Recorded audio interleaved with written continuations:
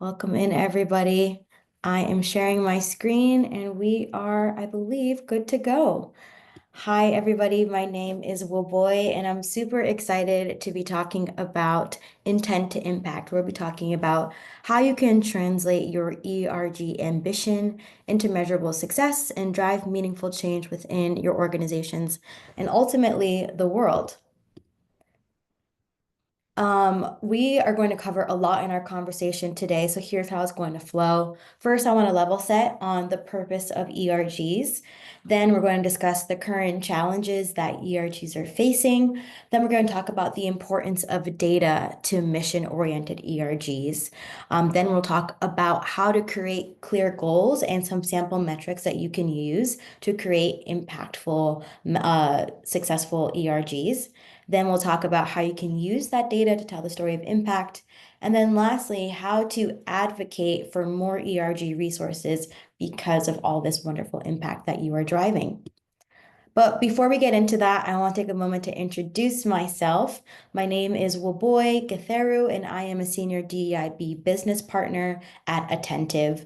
I've been in the space for about 11 years, and I actually started off in the nonprofit sector, where I worked in a number of program leadership roles with different areas, including voting rights, sustainability, all of that good stuff. And now I am in the tech space. And throughout my career, I've really carried my identity as a first generation Kenyan American as a badge of honor, and one of the reasons why I am in the DEIB space today. From the beginning of my career in the nonprofit sector, I always strove to build movements that were inclusive, that were building voices together that normally weren't heard when policy was being created. And actually, in my very first job, big girl job where I was directly influencing policy, I was working in the Connecticut State General Assembly for an incredible senator there named Senator Gary Winfield, who's actually still serving in my home state. And there's something that he always told me that stuck with me to this day. He says, there is no such thing as a voiceless person. Every person has a voice. The problem is those people are in the room when decisions are being made, and those decision makers are not listening. So I really want to ground our conversation in that sentiment that we do have voices. Our voices are powerful. Our voices are valid as leaders. And it's up to us to find the best ways to translate our voices and our stories into impact. And I believe that data is one way that we can do that. I'm no longer living in Connecticut, even though I grew up there, went to college there. I am currently in Atlanta. I am a proud ATLian. I've been here for 4 years. And I'm also a proud cat mom to two little human cats. One is named Charles and one is named Suki. So thank you so much for having me. All right, so the purpose of ERGs, employee resource groups, are, like the name suggests, a resource to both the company and employees to drive inclusion and culture. They do this by mainly supporting underrepresented groups like women, people of color, indigenous folks, disabled, etc. Folks whose voices have gone unheard throughout history when we are creating systems and structures. What's interesting about ERGs is that they're kind of like a course corrector for systemic oppression. They provide platforms for groups who were not included in the creation of policies that govern our world. And I think of maybe, for example, disabled people who are an example of a powerful group who are forced to navigate the world that was literally not built for them or by them. An ERG, for example, that's focused on centering the experiences of disabled employees is a way that these historically marginalized people can connect, share, and advocate for their needs. And that's one of the reasons why I love doing this work. And my background in learning about African American history, learning about sociology, kind of brought me into the DEI space and sees ERGs as a way to kind of course correct what we've seen in systemic oppression. The next thing is that ERGs are integral to fostering inclusion. It is the I of DEI. Lily Zhang, who is an expert in DEIB and one of my personal guiding stars in this space, defines inclusion as, quote, the act of creating an environment where individuals from a diverse array of backgrounds feel valued, respected, and empowered to fully participate and contribute. And ERGs are absolutely essential to creating that environment because they can create the containers where inclusion flourishes.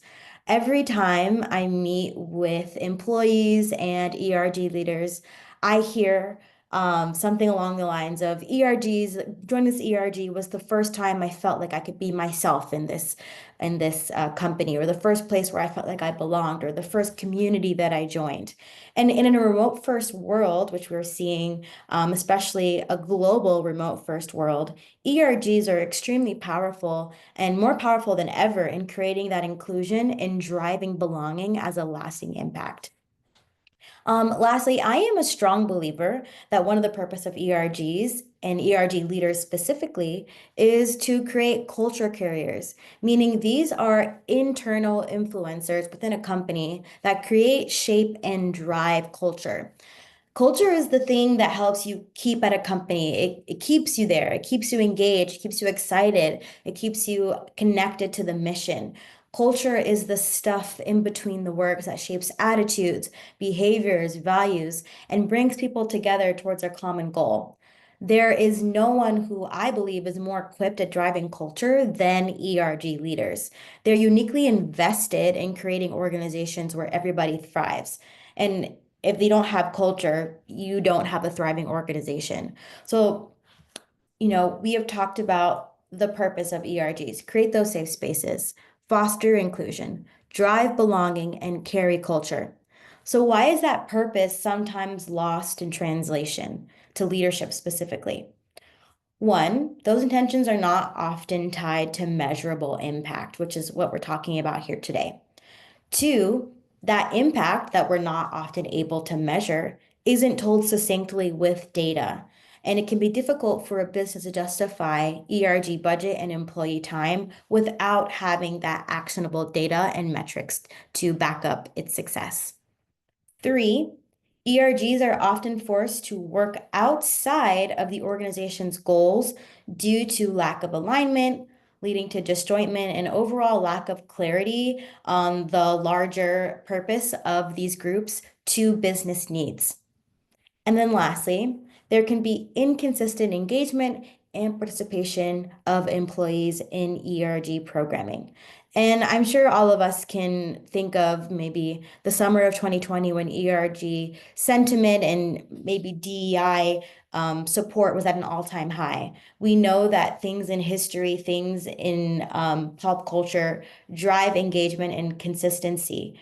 And these are all things that can sometimes feel outside of our control, but I'm here to tell you that we have a lot more control than we think we do. So, how can ERGs avoid these challenges? It really starts off by establishing clear and measurable goals. I love using the 4Cs framework, which grounds ERGs to tie measurable impact to the programs that they are doing. I'm sure many of you have heard of the 4Cs framework, but if you're unfamiliar, I'll give you a really quick crash course. It was created by Dr. Robert Rodriguez, who is an expert in ERG optimization. And he created the 4Cs as a way to kind of categorize ERG activity into four main buckets.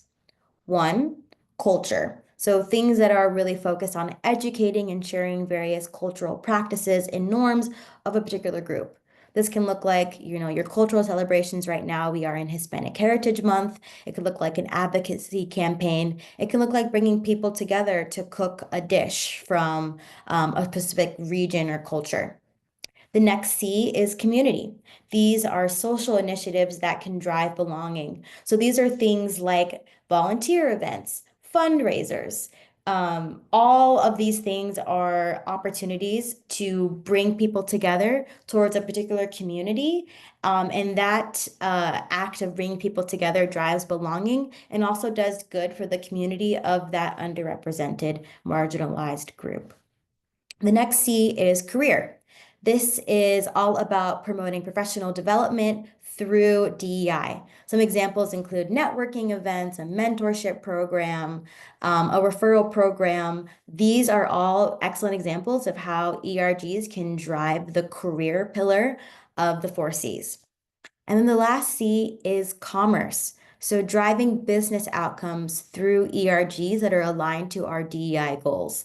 An excellent example of this is using your ERG as a market focus group to improve products. I actually was in, when I was taking a course with NYU on DEI and data analytics, there was a company, Kellogg actually, who brought together their Black ERG to do a focus group on how they are portraying Black actors in their commercials and if it was a positive or negative influence to the community. And they were actually able to directly work with those employees to improve their employer branding and their marketing strategies so that it showed Black customers in a positive light, which I absolutely love. I'm also seeing that there are a ton of questions, so I will answer them at the end, and I'm excited to see them. So next, once you have your 4C goals, you want to tie those to appropriate metrics to measure impact. For an example, ERGs can create a goal of hosting at least 3 cultural awareness events per quarter. And the metric I would tie this to is measuring success around employee engagement and driving a sense of belonging for that particular community. Lastly, you want to tie back ERG goals to business impact. And it's at this point that it becomes really sticky. And I think that intent and impact can be lost. Oftentimes, ERGs are forced to create goals, many times maybe using that 4Cs framework. So they're doing everything right, but they're not sure how to actually tie those 4Cs back to larger business impact. The only way an ERG can drive measurable impact is through a strong partnership with their DIB or HR leader, somebody like me, other folks I know who are in this virtual room, working together. It's your job, my job as a DEIB business partner to establish an overall DEI strategy with goals that tie back to business impact. These are things like improving regrettable attrition for underrepresented employees, increasing the diversity of manager plus populations, increasing the overall engagement and belonging of underrepresented groups. ERGs are meant to be the foot soldiers, so to speak, of that larger strategy that is created in tandem with larger people operations goals. ERG leaders and people leaders need to be aligned on what the important objectives are so that the business can then tie back that impact to overall business outcomes. And I'm going to talk about an example of how to do that. The through line that drives intent and impact is a strong DEIB strategy. So many times, DEIB is seen as this nebulous thing that lives over here on the side that is on its own.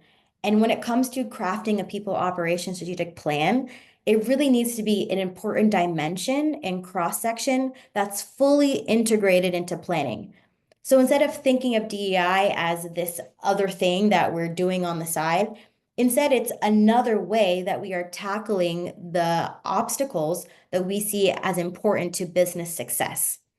So as a result, ERGs then struggle to drive meaningful business impact because their programs aren't tied back to the actual needs of the business. And this is where DEIB leaders and ERG leaders need to align. So let's go through an example of how to create impact through intention. So I have up here an example metric that I've actually used and created along with my DEIB strategy of targeting regrettable attrition. So overall, on the people team, we are seeing regrettable attrition increase in 2023. And for those of you who may not know, regrettable attrition is basically whenever an employee leaves that we deem that we wish didn't leave, for maybe they thought that they had lower pay, they didn't have opportunities to grow. Whenever an employee leaves that we are like, dang, I wish you weren't leaving the organization due to your performance all of the things that you're actually impacting the business, we view that as a regrettable attrit. So regrettable attrition, for example, we saw increasing in 2023 with 167 resignations of high-performing talent. So folks that we as a business deemed were critical to driving our mission.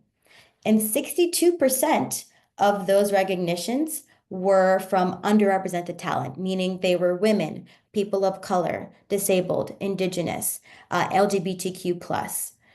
All of these things that as a DEIB business leader, I am constantly looking at and providing that cross section of analysis to our data.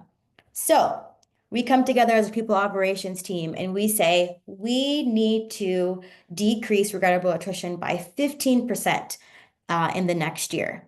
Everybody agrees.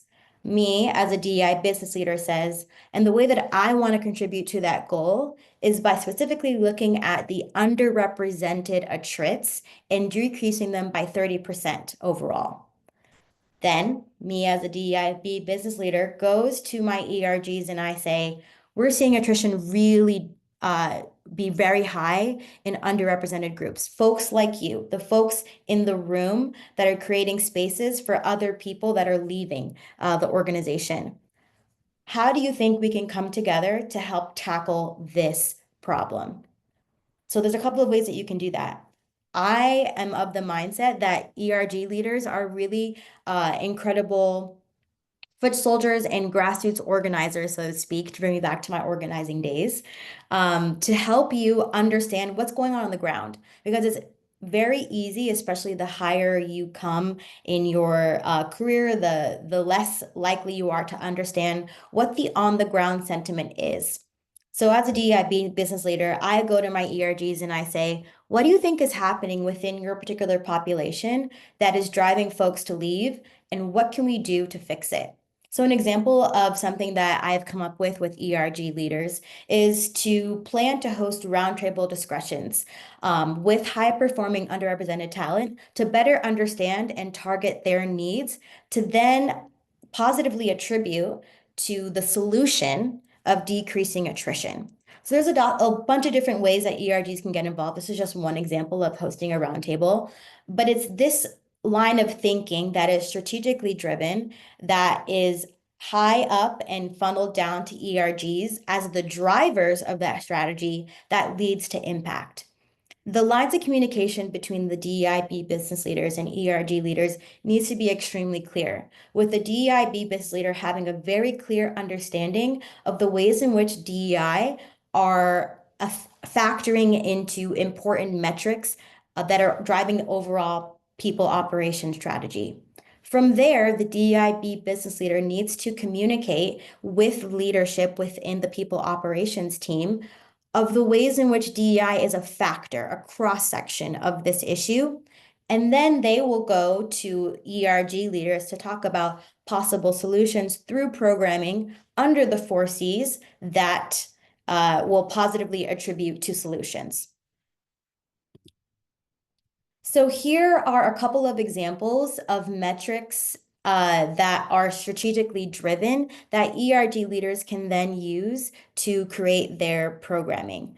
And these will all be available to you as a resource in case you're wondering, how do I draw that through line of, for example, decrease in engagement overall, looking at underrepresented talent, having a even larger decrease in engagement. How do I use that to then create programming? This is all going to be available to you.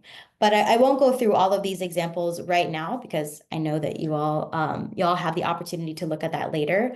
But it really is important to look at the overall people operation strategy and enable and empower ERG leaders to then create solutions that we can then say as a business, this is why ERGs are important, because they are driving the culture, the on-the-ground solutions that we need in order to positively impact the business.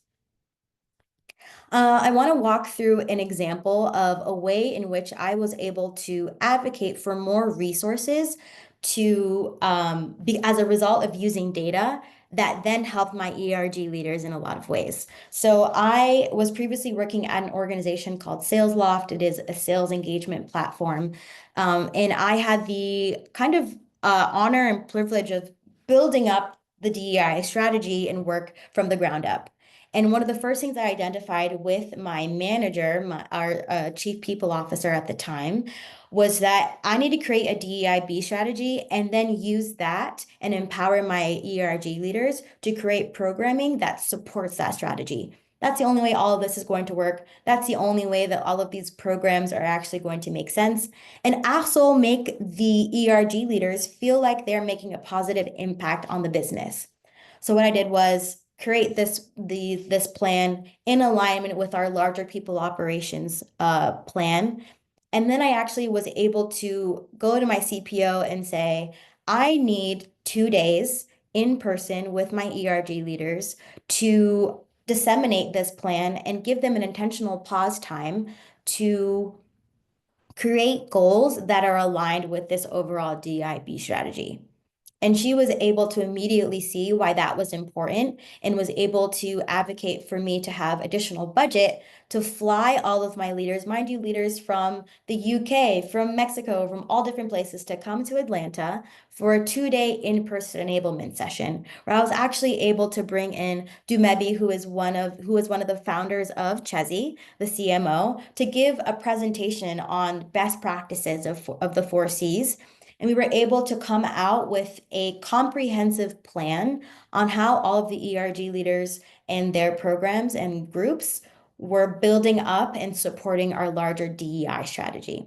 It was one of the things that I'm most proud of, and I was able to see and create an enablement program that was able to empower my ERG leaders to be able to create these programs and overall strategies that were embedded in impact. And to me, that's the most important thing and one of the best ways that I can work smartly and effectively. I'm sure a lot of the DEIB leaders in the room are teams of one, and you have to do a lot with a little. The best way that you can do that is through strategy and allowing your strategy to speak for you by communicating that strategy really clearly with my ERG leaders, well, first with my CPO, explaining to her why it was important to have ERG alignment to drive impact, I was then able to advocate for more resources to then bring folks together.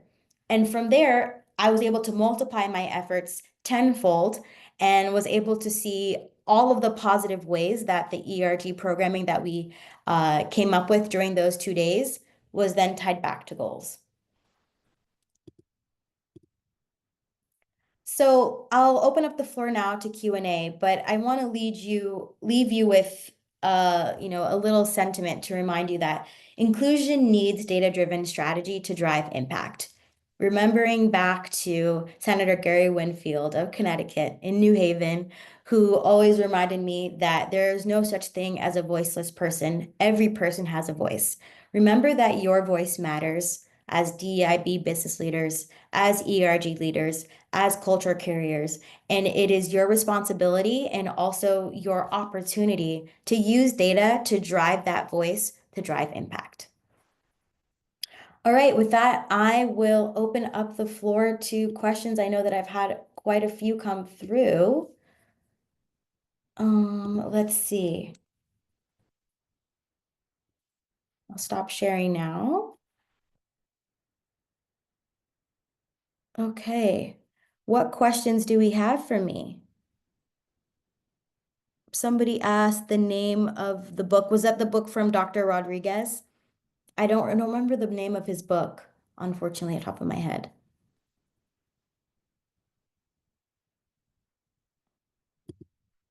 Let's see. Can you recommend a structure for hosting a roundtable about regrettable attrition? Would love some example questions we could ask as well. Yes, absolutely. So, an example of some questions that I used during roundtables was first around how folks felt in terms of their ability to grow within the organization. So, looking at, do they feel like they had the opportunity to be promoted? Did they feel like they had the opportunity to do stretch projects? Did they have an individual achievement plan that they created with their manager? Did their manager actually spend time to ask them about their goals? Some other questions that we talked about as well. We're looking at were they in the room when strategy was being created for their teams? Was there opportunities that was provided by the managers? Looking at, was their identity, did that identity have something to do with the fact that they weren't always given the opportunity to be a part of these growth conversations? There's quite a few other questions that I can come up with, and I'm happy to share them with you all as well. But I really tried to focus it on the normal questions that I would ask around regrettable attrition, but specifically ask, do you think that your identity, the person that you are, does that had something to do with the fact that you are not feeling engaged, and excited about staying within this organization? I have another question here around what topics did you cover during your 2-day summit? Excellent question. So I really wanted the 2-day summit to be, like I talked about, really steeped in enabling the leaders to be the best leaders they could possibly be. So I started off with doing a kind of bias training 201, knowing that we didn't really need to talk about what implicit bias was, but more talking about what can they do as leaders, as culture carriers, to fight against bias within their teams and within the overall organization. So we started off with that training. Then we went into individual trainings based on the roles that they had within their ERG. So we had secretaries, presidents, and treasurers break off and do individualized trainings that I brought in folks for around things like effective time management, how to effectively communicate with your executive sponsor. And that was for the president, for example. For the treasurer, we went over budgeting and how to tie budget back to impact. And spoiler, we used the 4 Cs as a way to tie budget back to impact, ensuring that the ERG leaders knew how to allocate budget and use the 4 Cs as a way to categorize spend and then be able to use that spend to hopefully advocate for more money. I'm happy to share with you the outline of that 2-day summit as well as a resource as for everybody if you're interested. I have another question here. Are there any DEIB strategy examples you can share? How do you advocate for your own professional growth so as value throughout this process? Oh, I love this question. So advocating for your own professional growth and value throughout the process of being an ERG leader is really hard. I would say the one of the best ways that you can do that is by partnering with your DIB person and really use ERG leadership as a stretch opportunity to grow in ways that you're not getting currently in your career. For Attentive, for example, ERGs have a really healthy budget of 300,000 annually. A lot of folks will not have the opportunity in their current roles to operate a $300,000 budget. And this is for all ERGs, by the way, not just for one ERG.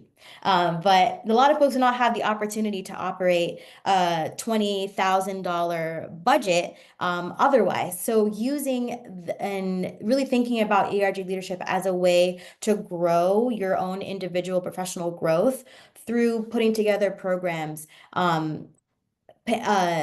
moderating a panel, budget management, looking at ERG leadership as a coveted way to professionally develop, I think is a really great way that one, you can advocate for your own professional growth and then work directly with your DEIB manager to talk about how are you translating the ways that you're growing as an ERG leader into your performance reviews. And that's where me as a DEIB manager comes in and says, I think I need to build out a way for ERG leaders to be recognized for their participation in their formal performance reviews, which is something that I'm actually working on currently at Attentive. So it's really about, like I'm talking about, creating those really clear lines of communication with your DEIB manager and really seeing them as another resource for you to grow. And then for the DEIB manager to think about what systems and processes am I building so that I can support ERG growth and participation overall.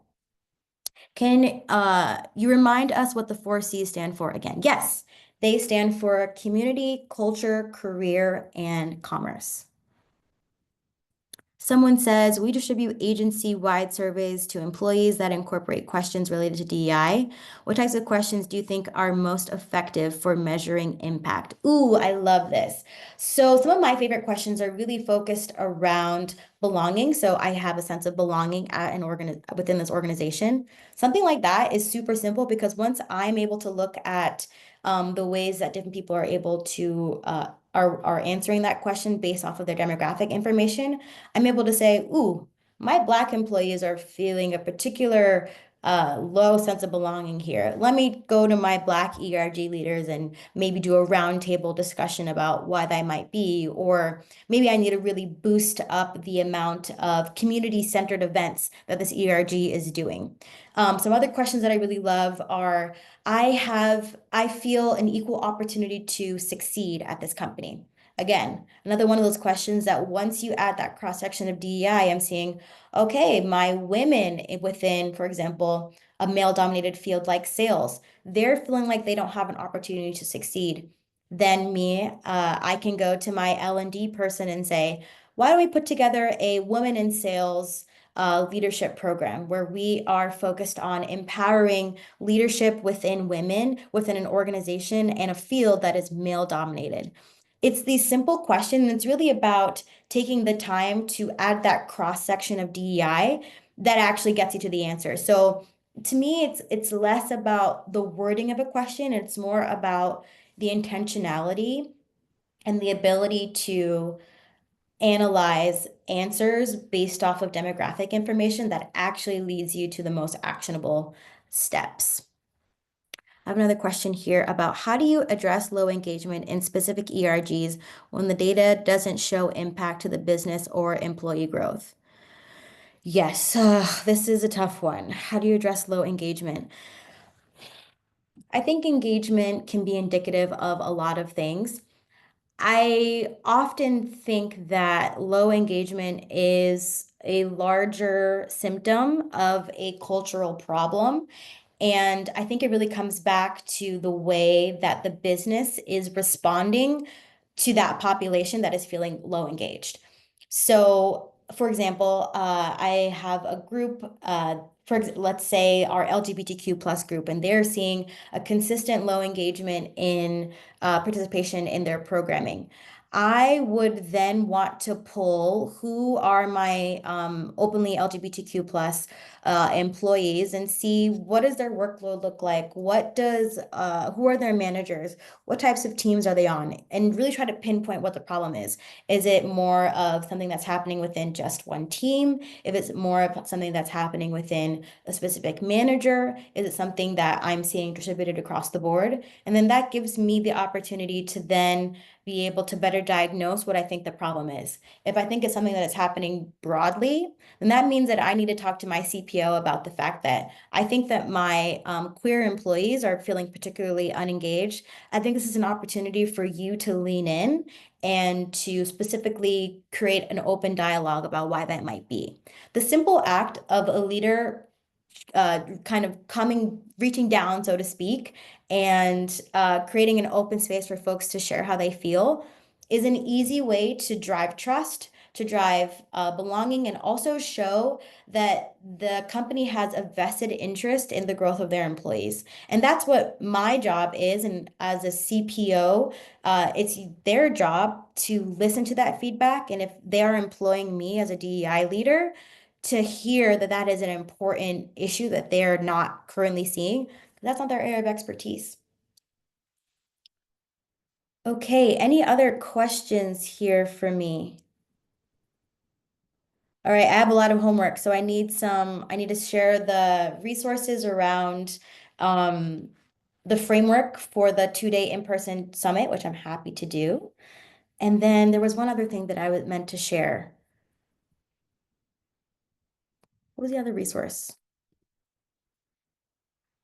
Let's see. Oh, the structure for the roundtable. Yes, happy to share some questions around that. Are there any other questions for me? What metrics have you found work best to gain buy-in slash activation from leadership? Great question. I would say attrition is a huge one. Um, Engagement is another big one. The sense of belonging, if you are currently measuring that as well. The promotion rates of folks. Those are all four big ones that tie back to dollars spent to keep folks at a company. So I would focus on those four. And if I had to pick a hero one from those four metrics, I would say attrition. Attrition, I think, is the largest, one of the biggest things that you're constantly fighting against as a CPO in order to save the most amount of dollars when hiring, and to also make sure that you're actually retaining the high quality talent that you are bringing in.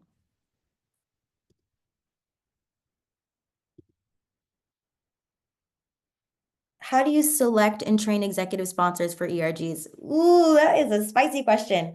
Um, When it comes to training executive sponsors for ERGs, I think it really starts off with creating really clear expectations as to what an executive sponsor needs to do and how they show up. I found that executive sponsors, executives, they love the idea of being an executive sponsor because, I mean, it makes them feel like they're doing something good.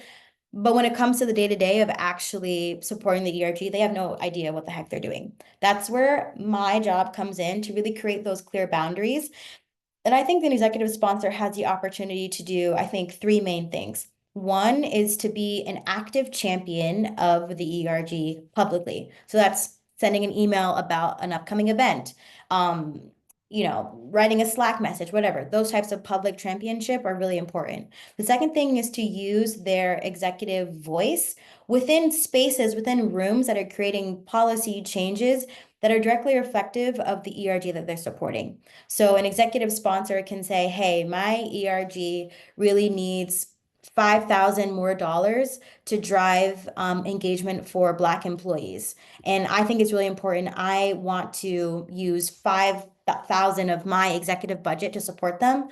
And I'm wondering if there is something that, we could do overall. And then the third thing that an executive sponsor needs to do is to provide mentorship to their ERG leaders so that they can be effective leaders throughout the company. So if that looks like quarterly having conversations about here are the things that went well, here are the things that I observed as an executive sponsor, here's how you can improve. That's not only valuable for the company, but it's extremely valuable for the ERG leaders. It's not often that you have the opportunity to be directly mentored by an ERG leader, I mean, by an executive. So using that as a direct avenue is the way that it only works. And the way that all of this works is for me as the DEI leader to create really clear expectations. And another thing that I can share, I have an executive sponsor agreement that I use with all of my executives. And I say, here's what you can expect from executive sponsorship. Can you agree to these times? Can you agree to this? Can I work with your EA to make sure that we get this on your calendar for you, that you prioritize this each quarter? Does this make sense to you? And getting really clear on those expectations, I think, is how you have the best executive sponsor relationship. Okay, I will share this with you all as well. I believe that is the last question that I'm able to answer. Thank you all for your engagement. This was super fun. If you have any more questions, I will drop my email in the chat right now. I actually dropped my personal email because you know what? I'm feeling like we all connected. And I hope that this was helpful for you. I hope this gave you some ideas. I appreciate all of you. Your voice matters. Use data, use that impact to drive the success within your business and within your organization. And I believe the world. Thank you all for your time and have a wonderful rest of your day.